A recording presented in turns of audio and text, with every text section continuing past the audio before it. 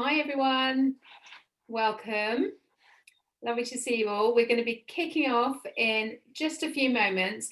While you're waiting for us to start, it'd be really lovely to see where you all are. So if you just want to write in the chat, like who you are and what part of the country you're in and anything that we should know about you. If you're a student, if you're working, it'd be lovely to hear from you. So please do just pop it in the chat.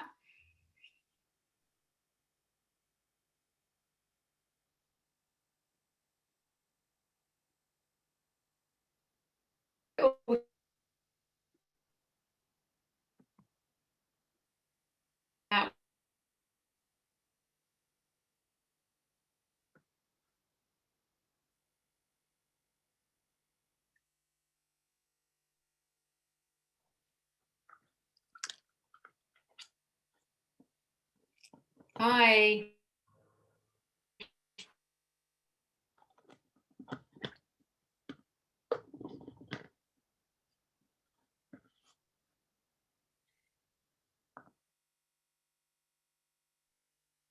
Welcome everyone. I think we might have just lost Josie's connection, but thanks for starting to introduce yourselves. That's fantastic, and great to see people tuning in from all over. Oh, you're back, Josie. You okay to take the baton?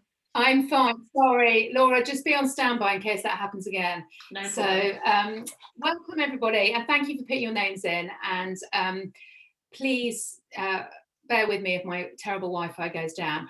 I am so excited about today's event. This has been a long time coming. I've been desperate to get Kwame in to speak to us for a long time, so I'm really thrilled that we finally made it, and I've discovered he's my neighbour, which is even more exciting, so I might have to so that's great news. So so Kwame, as you will well know because you're all here, is a illustrious career behind him. He was awarded his OBE in 2011 and was one of the 100 Great Black Britons in 2020. I am so over the moon to have him, but even more exciting than that is that actually he's being interviewed by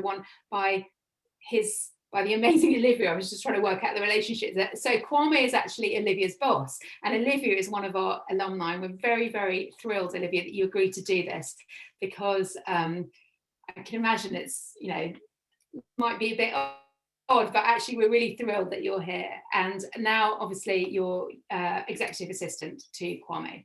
So I'm going to stop talking. I just very briefly wanted to introduce to those of you who are not familiar with Creative Access a little bit about us. So obviously we're a social enterprise, and our mission is to support people from communities that are underrepresented in the creative industries to enter and then thrive in the creative industries. And we do that through recruitment, through lots of mentoring and outreach and training and support, and of course through employer training, with a big focus on mental health and making sure that workplaces are ensuring that people from different backgrounds are able to thrive. So we work the length and the breadth of the UK. If you're not already familiar with us, do check out our opportunities page. We've got the most phenomenal amount of opportunities and roles, paid internships, the length and the breadth of the UK. And do keep an eye on our social media channels. We just hit 10K on Instagram, so we're very excited about that.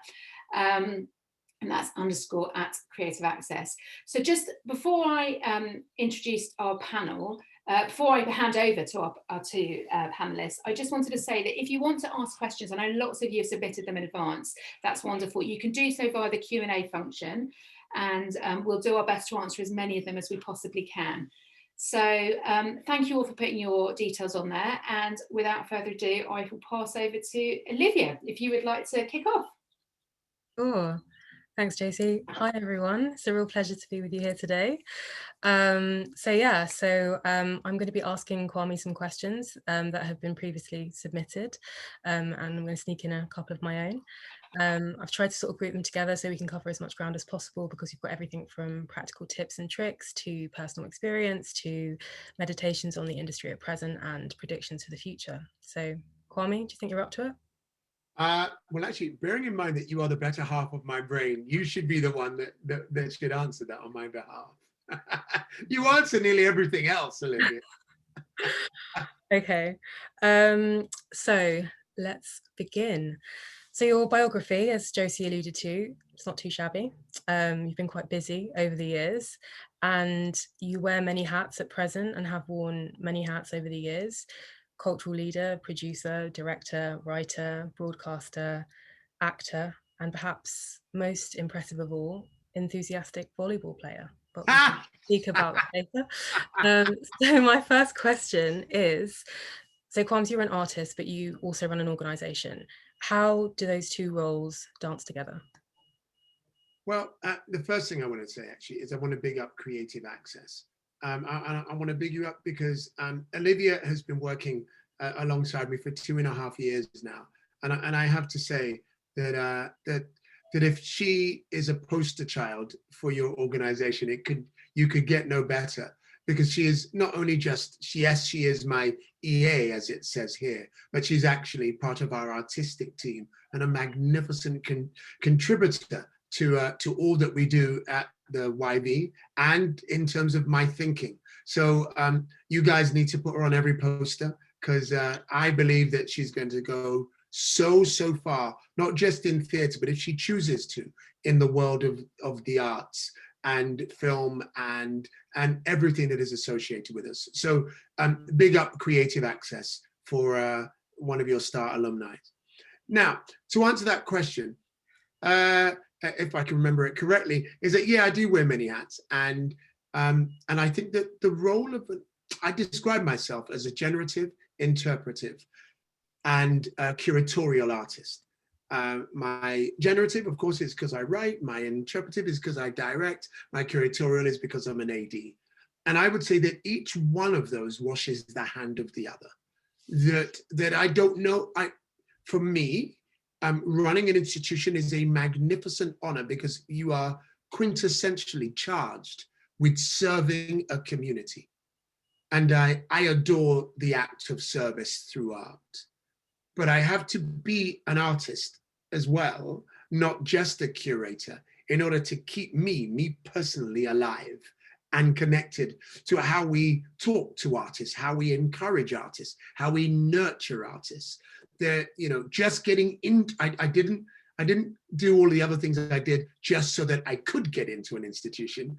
I did all of the other things, therefore part of my journey is running an institution, but it's not the sum total of it. Fantastic. And can you tell us a bit more about assuming those roles? So which of those was sort of more of an organic sort of progression of your artistic voice? And were there any of those new forms that you took that came about because you felt like maybe you'd hit like a creative wall, or things maybe didn't pan out the way that you'd expected? Nothing pans out the way you expect it. Very little in my life has panned out in the way that I planned. And at a certain age, I stopped planning and just kind of let the spirit, as it were, inform my mind and say, okay, this is the area you should be looking at. Place yourself in it. Place yourself in that area with your whole self, with the best of yourself, and let's see where the current takes you. So I would say that you're absolutely right. I began as an actor, and then I got to the place where I was a bit like, I'm really bored of waiting for people to create the plays that I want, not to be in, but the plays that I want produced. And so I started writing. And then I was fortunate enough to have my plays produced in major institutions. And then I got really bored of waiting for, at the time, due to structural inequality, the lack of Black directors at the mainstream, hence having to wait on white directors to interpret my work. So then I learned to direct. And when I was directing, I got really bored of waiting on quintessentially white artistic directors on kind of creating the kind of seasons that I think that I thought we should be creating. And so then, by God's grace, I was fortunate enough to become an artistic director. And so in a kind of way, one could call me a kind of restless, or that I possess a restless curiosity. Or one could just say I get bored really quickly, and so I just need to do the next thing. But I actually believe it's an evolutionary step, and each one of them is as part of me as the other. Brilliant. I mean, you saying that reminds me of a quote that I've always loved by Martha Graham, for those of you who don't know, the American dancer and choreographer. I'm going to butcher it, but she basically was saying that an artist is never satisfied. There's always this sort of strange, indefinable restlessness, which is like a blessed unrest that keeps you marching. And how would you describe that blessed unrest? My friend, I'm writing that down. That's what I know. Blessed unrest, right? Is that what you said? Yeah, the blessed unrest that keeps you marching. Yeah. That keeps you marching. I love that. And I would say, yeah, I absolutely have that blessed unrest. But actually, just what happened just then, in that I'm speaking to someone of a different generation who quotes another artist that refracts back at me and through me, is what keeps me alive and loving art and loving communication with other human beings, because you can only be elevated by that. Martha articulated what I feel in my heart in a far better way than I ever have done, and now you have synthesized that and placed that back at me. I mean, who wouldn't want to be an artist and sit in this world where you are continually being refreshed by people's philosophy, by people's take on the world? I feel really not blessed just because of the blessed unrest. I feel really blessed to be having this discussion. Oh, that's beautiful, Kwames, as always. So there were a fair few questions about practical advice for aspiring playwrights and how to approach theatre companies or buildings. And knowing the industry as well as you do, and from an artistic perspective, from a producerial one, do you have any tips for how to approach these entities, how to pitch work and get manuscripts considered? I think the short answer for that is no. The long answer for that is no. I would say there's a couple of things, and let me move to philosophy through to practicality. A friend of mine, his father is an actor, and he was about to go to drama school, and he said, "Dad, what's the bit of advice you could give me?" As he was about to graduate drama school, "What's the best advice you could give me?" And he said, "Son, there are 1,000 reasons why you don't get a job or why you may not get a job. Just don't let your acting be one of them." And brilliant. I feel the same about everything in the art. There may be a million reasons why your play may not be produced beyond your control. Just do not let your writing be one of them.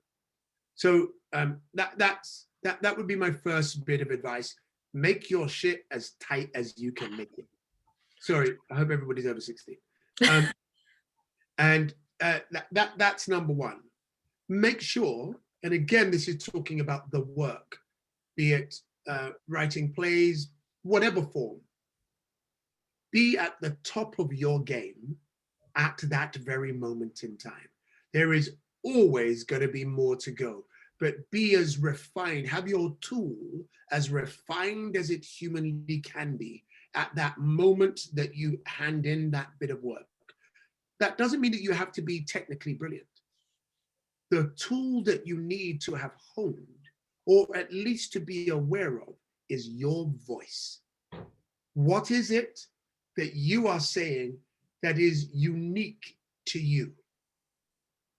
That is unique to the way you see the world. And in your specificity, not in generality, but in your specificity, other people see their story. They see themselves. They go, "Oh, that's like me. Oh my God, I can relate to that. I may not have lived that exact life." And so your voice is your everything. Then you locate the companies that you think have produced work similar to your voice. Now, that goes two ways. If you see a play, if you've written a play about, I don't know, about a herb in a garden, and then you see that the Royal Court have got on a play about a herb from a garden, and you go, "Oh my God, herbs, great, I'm going to send them the play." The chances are that they've just done that herb play, so they're not going to do yours. But if you look at, I'm going to say, the Kiln, and you go, oh, there is a theme to their work. They like this kind of voice. And I think I have that kind of voice. Then the job is to locate that theater, locate if they have a new writing program, locate if they accept unsolicited scripts. And then if they do, if the answer is yes to any of those, then that becomes the company that you send your work to. Don't just spread it out and think that it's going to come back. You're just going to break your heart when you get 100 rejections that have nothing to do with your work. But if you are specific, if you are able to do the research where it says that person, I feel my voice feels like it could sit in that space, those are the people to target. That would be my first. Then, of course, the other way around is, of course, to find an agent. And similarly with finding an agent, don't just go through contact or whatever the local is and go, agents, hey, I'll write to all of them. It is, who are those agents representing? And do they have my voice in their portfolio? So actually, in that regard, it's not just, do they have people like me? If everybody's like you, that's probably not the place you want to go. Is there a hole missing? And could it be me? Or who am I most like in their agency who's really successful? So I suppose that's the long and short of saying you have to do your analysis, you have to get your shit tight, and then you have to apply to those that you think are within your catchment. That was long, sorry. No, that was very instructive. Thank you. I guess I would like to ask you a question about the Black Plays Archive, because you mentioned about sort of developing your voice and investing your voice with, protecting your voice. And I think that confidence in your own voice comes partly from being able to access works that allow you to begin that process of giving voice to your inner life, to articulate the things that you don't know how to help you arrive at your personal politics and how you see the world and explain the things that you do interpret. And I think building something for future generations is so important, and I don't think that there's much of an inheritance in this country for Black British people. And so you established the Black Play Archive at the National Theatre with the brilliant Smaili Hodge-Dalloway to document the work of Black British playwrights in Britain. What was it like to build a resource like that would serve successive generations in perhaps articulating their artistic voice? Well, I love the way that you framed that, because in truth, the real catalyst for creating the Black British Play Archive was that I was constantly being asked to come and talk about myself, and I was really bored about talking myself about writing. And so I invited an older generation playwright and a younger generation playwright, and then me somewhere in the middle. And we began to talk. And I realized that the younger playwright didn't know the plays that existed in my generation, and I didn't know the plays that existed in Michael Abinset's, who's the older playwright. I didn't know, and I was just like, that's crazy, because what that means is that every generation believes that they have to reinvent the wheel. Absolutely, yeah. They have to create form, that they have no shoulders to stand on. There are no shortcuts. And all of us, and there's a brilliant musician called Robert Glasper, jazz musician, and he had a thing on Instagram last night where, I won't say the way he was saying it because he was swearing, but he was going, yo, don't call me or holler at me to give you my charts. The way that you learn is to go and listen to the way that I play a sequence and write the charts yourself. And then you write the charts, and then you find out whether you've got it right or you've got it wrong, and then you play it. And I tell you what, then when you've created something, send that to me. But don't ask me to give you the fish. Go fish yourself.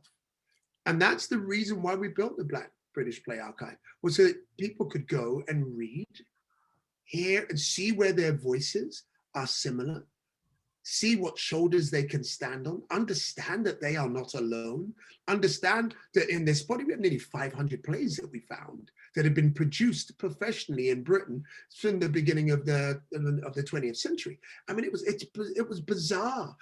You know, plays were coming out of people's, attics and underneath their beds. And these plays had been forgotten because they hadn't been published. And that meant that that which is not articulated does not exist.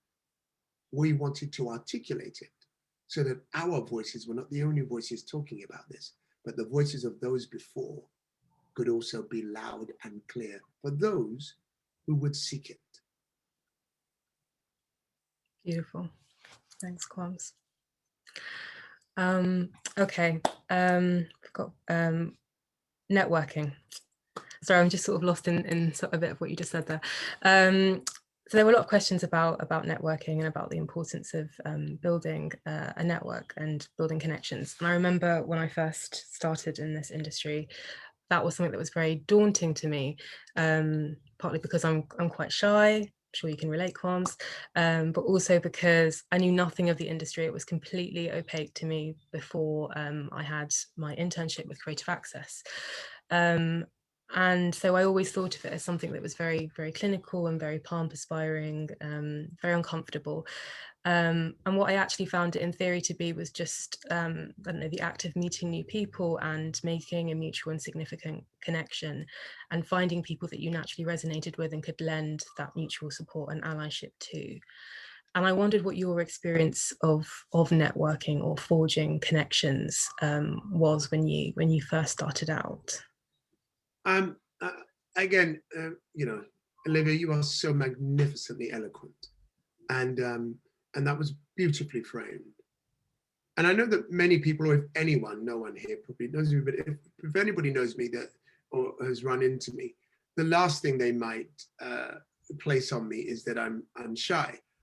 In truth, I would describe myself as an introverted extrovert. I enjoy people when I'm with people.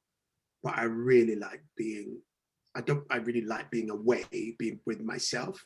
And then once I'm in, I'm in. So I really relate to anyone who finds walking into a new environment daunting, who then questions themselves to go, oh my God, but if I go into conversation with them, will I be able to keep up?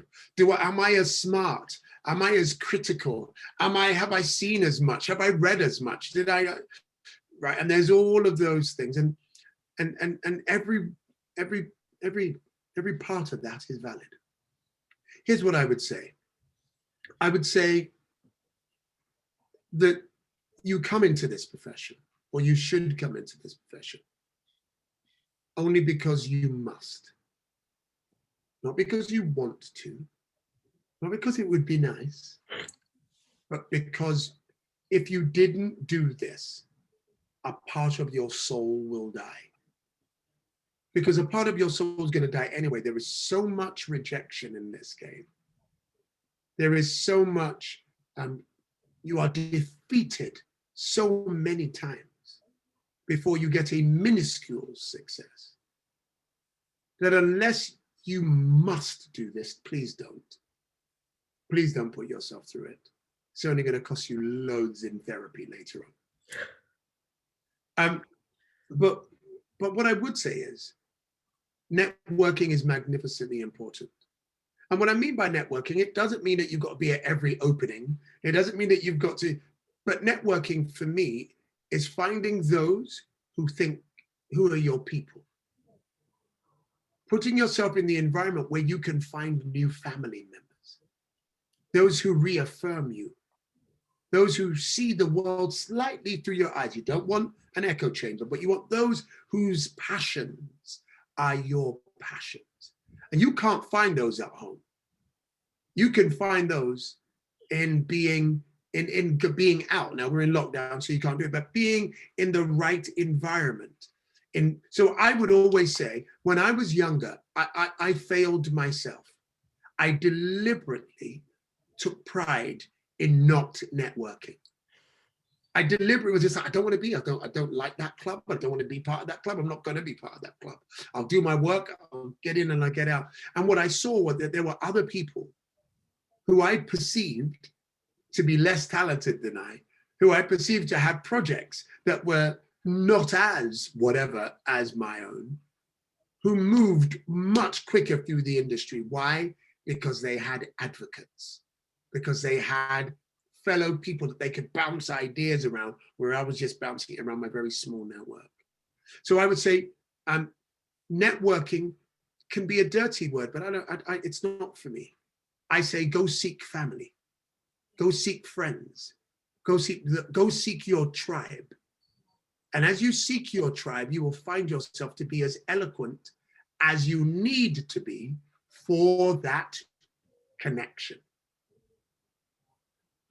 Absolutely, I totally agree. I think this industry binds you to people in some really unexpected ways, and you give of yourself in a really, really big way, in a really personal way. And so the lows are really, really low and the highs are incredible and really fortifying. And so it's just all the more important to have people around you that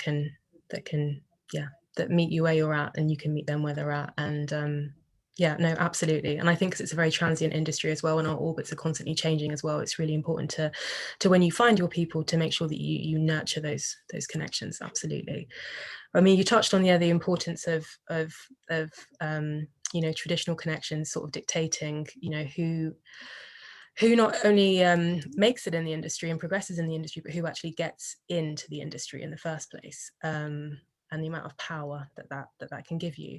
And that was one of the questions that came up a lot, was what advice can you give people who aren't familiar with the industry, don't have connections, are approaching it very much feeling like they're on the outside? What advice would you give them, practical or philosophical, in terms of approaching the industry? That was a very hard question, and if it wasn't hard, it wouldn't have been asked, because everyone would have had the answer. And I would say that there is no hard and fast rule. I'm going to try and break this down into two bits. Fundamentally, it is how do you put the spotlight on yourself, so that I go, oh, who are you? Now, sometimes that might be, I've read your play. And I go, oh, who's this? Let me reach out. So you've worked out how to get the play to me.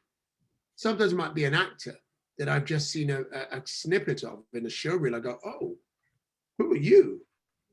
And I want to see some more. So quintessentially, it's about engineering, presenting your best self to as many people as can give you access. And that's almost philosophical. Then we've got to break it down. I was part of the Evening Standard TikTok Awards, but it hadn't been announced yet.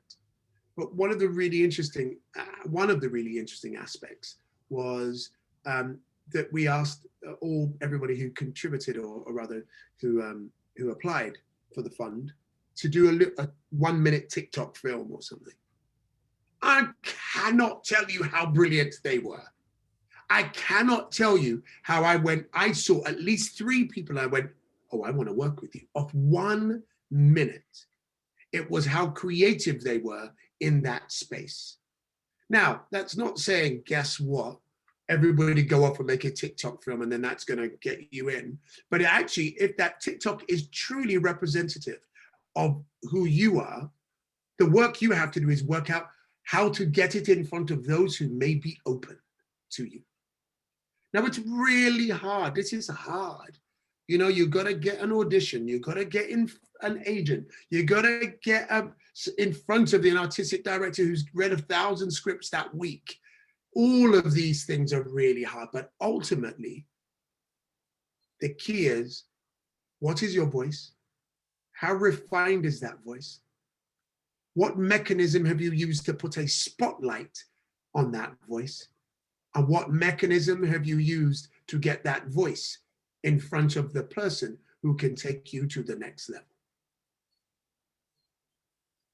Okay, brilliant. Thanks, Kwames. So yeah, so I think another thing I also think about quite a lot is, you know, you've got into the industry, but then sometimes sustaining yourself in that industry can be really, really tough, particularly, you know, like trying to endure, trying to flourish in an industry. you know, that has so many obstacles for so many groups of people, particularly people from underrepresented backgrounds. You know, not to reduce personal agency, I do believe you can inspire change in the spaces that you enter, but simply being in a space, you know, does not account for the walloping that structural inequality can give you. And so I suppose I've heard you speak about bandwidth tax before, and how infinitum, probably. How do you look after that? How do you manage, you know, the limitations and expectations that are placed on you? How do you look to supersede them? And how do you negotiate all of the I don't know, the exhaustion, the fear, the paranoia, the associated things? That's a really huge question. Please take from it what you want, but I just thought it was an important question to ask. It is an important question, and my first answer is go to Amazon and buy infrared home spa. I knew that was coming. 200. You're plugging that everywhere. Have you got a partnership yet? I haven't got a partnership yet, but they need to give it to me, because I'm telling you, my home automated infrared spa, and again, I'm going to say it's not rich, 200 quid. And really, I do it every night for 30 minutes, and it really relaxes me. But in truth, or away from jest, actually, when I was in America, on every Saturday, or most Saturdays, I would go to a Korean spa, and I would spend all day there with my scripts. I'd go in with maybe 4 or 5 scripts and get in there at 10 in the morning and leave at 9 at night. And I would just go into the pools and into the rooms, and sometimes just sleep, and other times just contemplate. And I think you've got to find the thing that allows you to be grounded. My personal advice for nearly everyone in this business, in terms of sustaining, is to not inhale. Don't inhale when it's high, and don't inhale when it's low. You can't help yourself but go low when things are going badly, when you haven't got work and you're struggling for money and you're struggling with your self-esteem. You know, those things you can't help, but don't inhale, right? You know, when you're getting all the rave reviews and you've got this huge feed coming in, don't inhale. Try and find an equal place where, I don't mean just be numb, but try and find a place where you can ride the wave gently, because the highs and the lows are designed to take you off course. And for those of you who are writers, a high can inspire 2 or 3 plays or a movie, and a low can kill 2 or 3 ideas for plays or movies, because you just don't have the energy to go in. I don't read reviews. I don't trust the reviewer's worldview, so I don't read them. You know, I don't get caught up in it. And so I would say it's a terribly hard profession to sustain yourself in, particularly when you get to the middle. When you're young and when you just go in, you know, you can be resilient. You can take some of those knocks because you're a bit like, don't worry, I've got places I can go. But when you've worked for a while and then it plateaus, and then you start to go, will I ever work again? Can I ever work again? Oh, and it's not coming in, and you no longer have the freshness of discovery on your side. That's when you have to really dig deep and remember that you did this job because you had to, because you must, not because you wanted to. And that you will do anything to carve out the space so you continually grow in your art. Find the thing and the people, all the people that ground you, that you really trust, that do not define their relationship with you through how well you are doing or how badly you are doing. Those are multiple things, but most importantly, buy yourself a sauna. Buy a sauna. Available from other retailers besides Amazon, right? I feel like I don't know. It's the only place that I go. Just so you know, Jeff, I've been plugging you. You know, if you want to send the check. Moving on. We're not going to talk about Jeff Bezos in this space. So I know we're getting a bit short on time, so I just want to make sure that we touch upon the future, doing some sort of horizon scan, and also upon the events of last summer. So following on from that summer of racial reckoning, there was obviously a unanimous cry to decolonize our institutions, be they educational, medical, political, cultural. What feeling do you have about the sector following on from those protests? I think a couple of things. I think that, you know, and this isn't answering this directly, so forgive it for a moment, but history is fluid.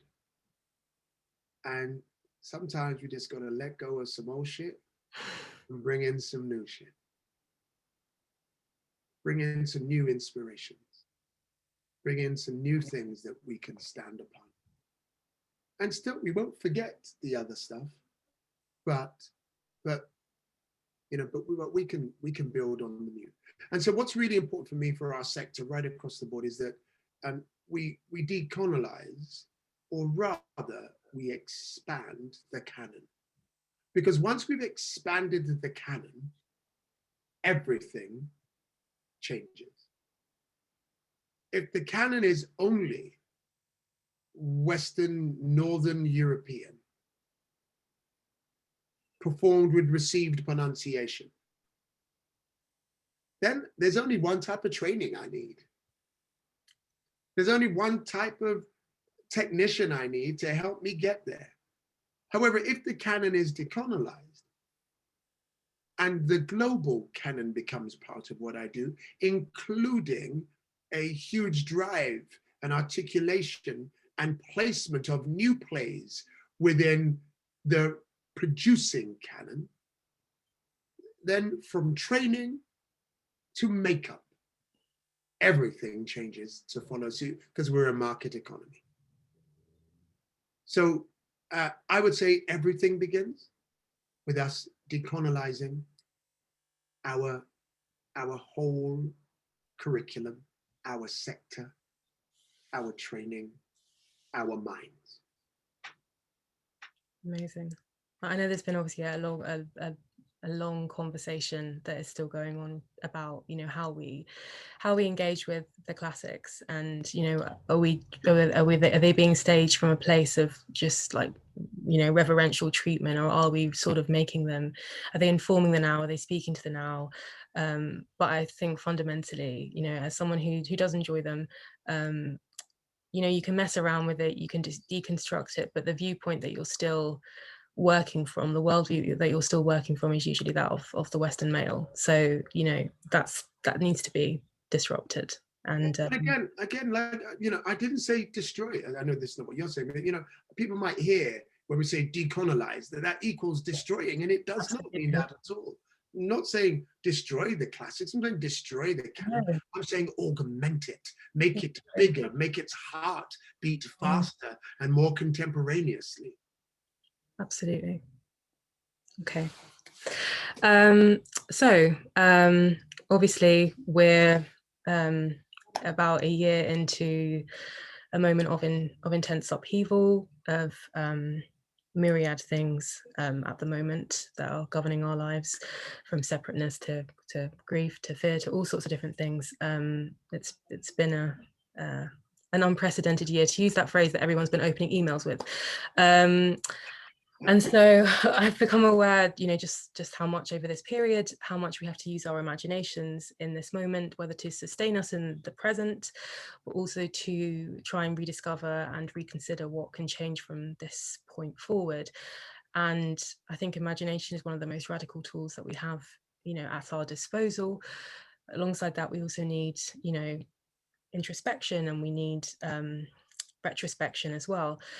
And so there are obviously going to be lots of changes that we're reckoning with for when we make art moving forward, economically, infrastructurally. And I think some of these changes can engender greater progress and greater possibilities.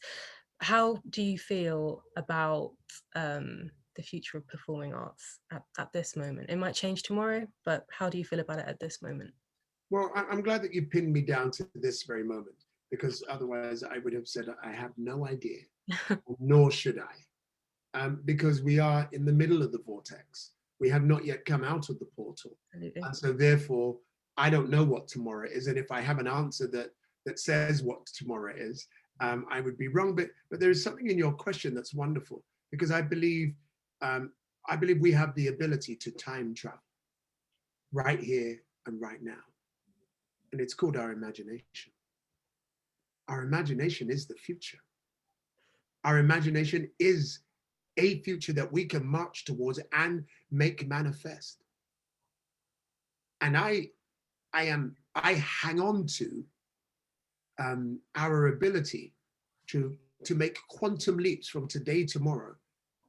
If we hang on to our ability to free our to liberate our imaginations as much as humanly possible.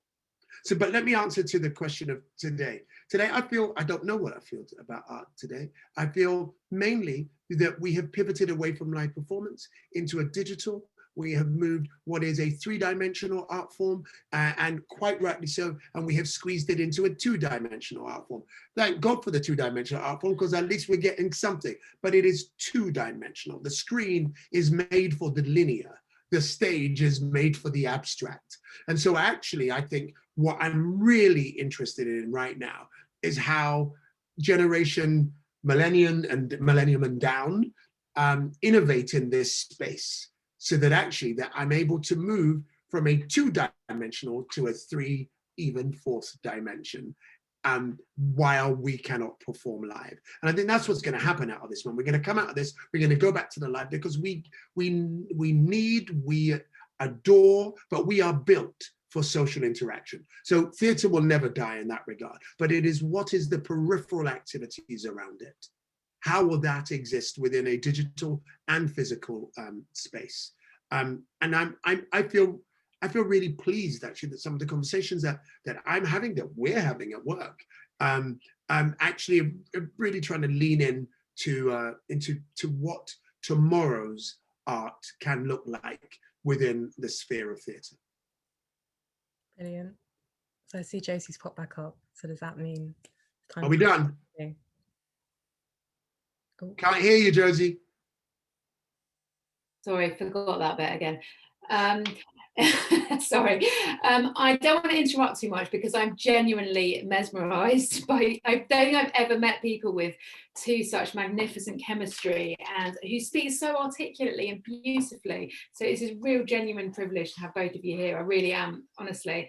And we've had some wonderful feedback as well on the chat already, but we have got lots of questions from the audience. Olivia, do you have anything specifically you want to carry on, or are you okay for me to go to the audience? No, by all means, please. And I just want to say that Olivia taught me everything I know. It's true. Honestly, I'm completely bowled over by the I promise you, you're both outstanding. It's just quite unbelievable. So thank you again. But moving on. So Dami's asked, and lots of people have upvoted her question, what advice do you have for someone trying to get into employment in the creative industries who didn't study anything creative or artistic wise? I would say that you've studied or not studied art is secondary. That doesn't matter. If someone were to submit their CV to me and just demonstrated their dedication to this form, or working in this form, or innovating in this form, they would be as attractive as to someone who'd been to an Ivy League school or an ivory tower and had studied everything under theatre. That's secondary to me, and I think the whole sector is moving away from that. Yeah, I would agree with that, definitely. A question from Rihanna, who says, out of everything you've achieved, what's your greatest accomplishment and why?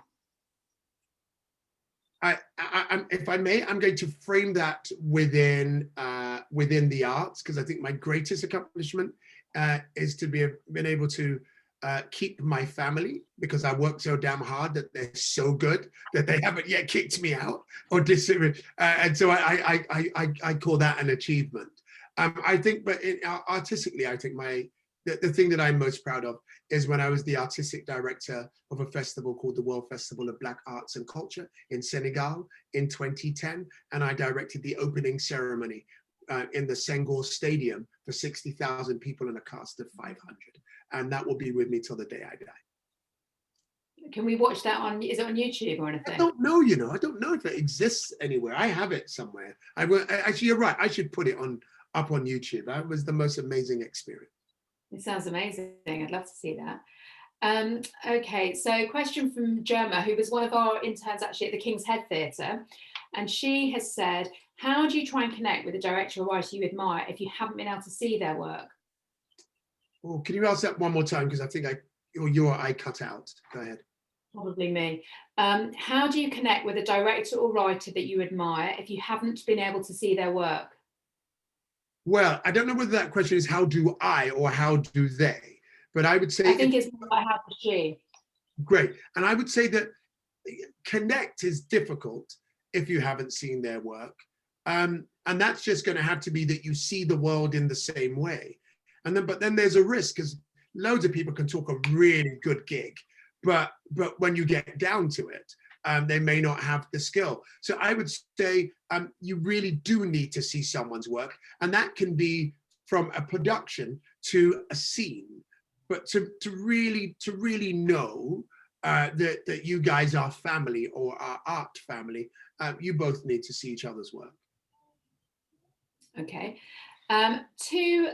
A question from two people, Leah and Latifa, who have said, we're Goldsmiths alumni, and we actually studied you, Kwame, and your work during their degree. Latifa wrote her dissertation on your work, and both of them went on to create Goldsmiths' first all-black theatre company. They've said, God bless you. Do you have any advice for two black women trying to start a career in this industry and trying to overcome the many hurdles that we face?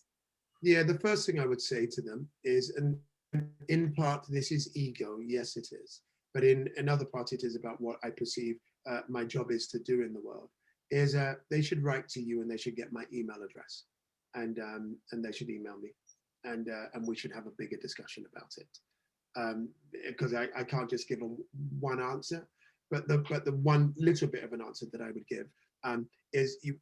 And actually I said one little and then I was about to go all philosophical. Find the playwrights that you want to champion. Find the actors that want to champion that, and find the spaces that wish to support your endeavor. What is your clarion call? If your clarion call is clear enough, people might well come. But to be specific, I would pass my email address on to them and have them hit me, and we'll try and have some communication on that, so I can support in any way. That's very generous, thank you. Okay, so Catlin said, as someone who's been an actor and a director, what advice would you give for an actor trying to stand out? Well, it depends on where the actor wants to stand out. And if the actor wants to stand out on stage or on screen, then it just means that there has to be a level of truthfulness in your performance. And truth actually means that I can't tell the line between who you are and who your character is. Truth all of the time is the thing that shines. Seek. Now, when I was an actor, I would describe that I'm a very mechanical actor, or I'm a very heady actor. So every time I would see myself back on screen, I would know exactly what I was doing, from the way that my eyes moved to the way that I gesticulated or not. I was always in control of everything, which meant that at my best, I was only ever good. Whereas I get to work now with actors that at their worst, they are just good. Why? I'm sure you're being modest, but I'm sure I'm not. But at their root, that they sit in truth. That's how you stand out. Be true. So this is just a slightly different question from Clarissa, who's saying, what's your management style now that you're leading an organization? Like, obviously you're a creative, so how does that translate sort of being a boss at the same time? Maybe we should ask Olivia that one. Yeah, yeah. Why don't you ask? Why don't I answer it and then Olivia can contradict it? Or in fact, Olivia, if you're there, why don't you answer it first? Oh, maybe she switched up. So what's Kwame's management style like? Okay, I'd rather just give a couple of examples. I don't think I can really quantify Kwame's management style. Kwame is an exceptionally generous person, and I remember that when I first started and he was back from the States and everyone wanted to meet him, and he was new in post at the Young Vic, and everyone wanted to meet with him. And I just remember thinking how incredibly generous he was with his time, with his energy, with his ability to be present in every moment that he was speaking with somebody. And I've been working for him now for over 2.5 years, and I've not seen a change in that frequency at all. He is just thoroughly one of the most generous people I've ever met, like uncannily so. And I think that generosity very much shapes his leadership style, his management style. He's there with you in a moment. He's an incredible listener, an incredible articulator, and I think he just really gives of himself in an interaction. And so I think that is definitely a key, as a cornerstone of his management style, I would say. Also, I would say chaos. When I interviewed with Kwame said, "Olivia, I work with a degree of chaos." He didn't give me a number, but he led me to believe it was a single figure. That is not true. Kwame is chaos, like 80% chaos, and that took me a while to get used to. But what took me a bit longer to get used to and to understand is that there's a huge amount of order in that chaos as well. And I think that when you work with Kwame, you're not quite prepared for what that experience is going to be like, but it makes you a better person, a more flexible person, a sharper person, a person who's able to, I don't know, draw on strengths that maybe they didn't know that they had. And so I would say that generosity and an instructive amount of chaos is integral to how Kwame manages and leads. Thank you, Olivia. I was going to take back your pay rise, but I'm now going to have to hold it. No, you can't do that now. I know, just because you hit truth, and I would say that that's very true. That Olivia and anyone who works with me, I'm always really thankful, because I do keep a degree of chaos around me, and I keep a degree of chaos because I believe that's the role of the artist. The artist cannot be creating widgets. The artist cannot be sitting on straight lines and just reproducing techniques. That actually you have to sit in the moment, and you have tools, but you sit in the moment. I would finally say to that question, I manage in the way that I write plays with drafts. I do a first draft, which is, here's an idea, what do you think? And it's all mad. And then I hear and I listen, and then the second people give me, and I go to a second draft. And I think I've got some of the kinks out, but not all of them. And by the third time I've got the draft out, I've gone like, okay, now I know what it is. Now that's the direction of travel. Now let's apply that to the world. I enjoy being a leader. I do not enjoy being a manager. Perfect. So we've got time for a couple more quick questions. Interesting question from Ellie, who said, I'm really interested in exploring disability in theatre. Do you find that form and accessibility can influence each other for the better? Amen. I often, and this is a false binary, so please forgive it, but it was one that I always used to use when speaking about race. I was a bit like, that if you were to speak of one's average, if there is such a thing, of white or male or female, that I never doubted their sincerity, that in my presence, that they felt and understood much of the obstacles that were placed in my way. But then when they left my presence and went back to their bubble, that they never really had to think about me or my struggles. And I used to then throw that back on myself and feel that that's how I felt about disability. That when there was someone in front of me who was disabled or deaf disabled, that I would go, oh God, I care, tell me about it, how can I? And then I wouldn't think about it. What I got to understand is sitting outside of the box means that actually you have to innovate to succeed. So right now, actually, I'm just talking to a performer who has innovated on a one-person show in a way that I doubt able-bodied artists would do. And so I would say that this is an exciting time, I think, to be a disabled artist, because we are sincerely asking the questions on the inside, not just how can we integrate you in, but how can we listen and be led by the art that you might create. Wonderful. I'm really conscious of time, and I know that we've got so many more questions coming in. We could stay here forever. But last question for both of you. What's next for you both? What are you hoping to achieve in the next 5 years, 10 years? So one for you, one for Kwame. Go for Olivia first. Well, that is a big question.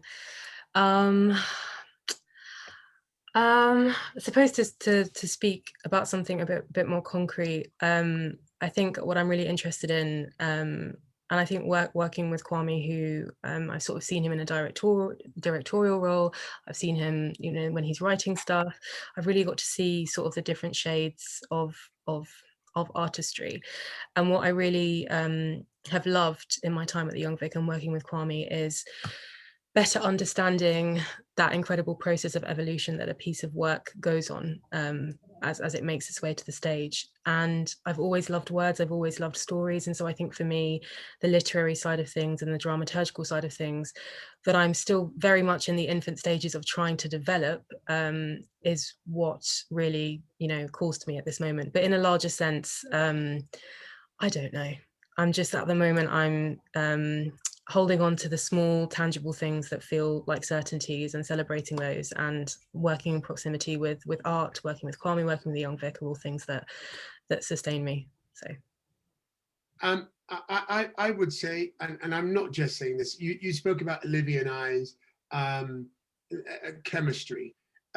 Actually, that chemistry is born out of how impressed I am with her facility to learn so very quickly, and then to share and reflect back with such depth. I honestly, like, Olivia really makes me happy when I work with her, because I literally can see a huge career in front of her. She would have come in to be an EA, but she's using 1% of her brain.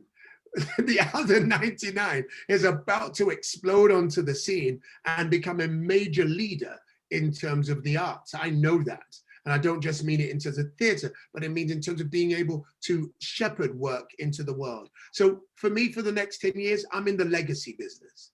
I'm in the business where I'm now interested in not just what happens to my career, but actually what happens to those who are in my orbit, how I can be of service to those who are in my orbit so that they fulfill their potential and they go out into the world and use art for good. Wow, I mean, I'm just writing down, I've got so many ridiculous sound bites and quotes from you both. I mean, it's been a true delight, and the quotes coming in on the chat and the Q&A, people saying, I've loved listening to you both, you've inspired me, you give me confidence, thank you. And I echo all of that. It's been, you know, really so special to have you both here. And, you know, I know that the Young Vet, we've had quite a few alumni working with you and for you over the years, but obviously, Olivia, it's been, thank you for making today happen, Olivia. And it's Kwame for your time, and both of you, we are so grateful for you for this. We'll be publishing a recording of this tomorrow if anybody wants to kind of spread the word or circulate it to people who've missed it. And thank you all for joining us. Really, I'm grateful for you. Our next event is also going to be a great one. It's a behind the scenes look at the Guardian, at the newspaper publishing. So we've got Joseph Harker, who's actually on our advisory board, who's a comment editor there, talking about editorial, and we've also got people who work in the advertising team. And again, that's chaired by Jacqueline, who's one of our amazing alumni. So without further ado, we're going to close now and say, do follow us on social media, and thank you for coming, and thank you again to Olivia and Kwame. It's been the greatest pleasure. Thank you, Laura. Thank you, Jade. I think you're brilliant, and thank you so much for inviting us into this space. And thanks for everything you've done for me, Creative Access, because I wouldn't be here without you. So everyone, I'm so sorry we couldn't do this in person, but it's been lovely spending this time with you, even remotely, and just keep fighting the fight. Thank you.